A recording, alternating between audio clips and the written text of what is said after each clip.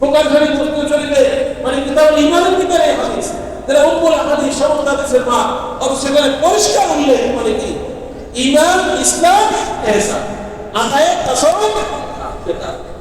এখন বুঝা গেল আবার এই তিন মিলে তিন, এরপরে পরে সাইড ব্যাক করে চলতে আরো বহু কিতাব আছে। তাহলে আল হাদিসের মুদ্দা এই হাদিস জিকিরের ব্যাখ্যাটা কি বাইর হয়? যদি বাইর হতো তাহলে তো ওরা মনে কি এই ভুলটা ওদের থাকতো না।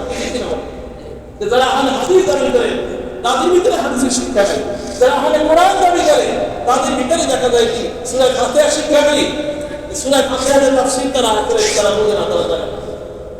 দেখো এই সমস্ত মানে কি মুসলমানের এই ধর্ম নিয়ে আর বহু মানে ফেরকা সৃষ্টি হয়ে আসলে মানুষের ঈমান নষ্ট করার নূতন কৌশল। দেখেন এই জন্য আমরা প্রত্যেকেই কোরআন হাদিস দলিল আদিলের মাধ্যমে আমরা জানতে পারছি যে আকায়েদ, তাসাউফ, ইবাদত, মুআমালাত, মুআলিকাত, মুনজিয়াত অর্থাৎ এই 440 রাসূলের সমষ্টি পরিপূর্ণ দিন।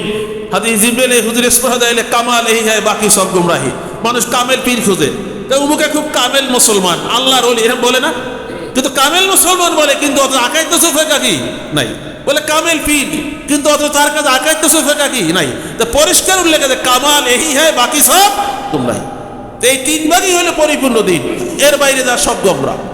এরপরে আবার দেখা যায় যে অনেক মানুষ এই ধর্মীয় বিভিন্ন ফেরকার ভিতর বিভক্তার কারণে আজকের মুসলমান লাঞ্ছিত বঞ্চিত। আজকের